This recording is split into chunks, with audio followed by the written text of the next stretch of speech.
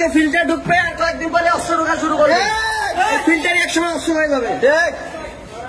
দেখেন কি বলে না বডি নিয়ে রফিক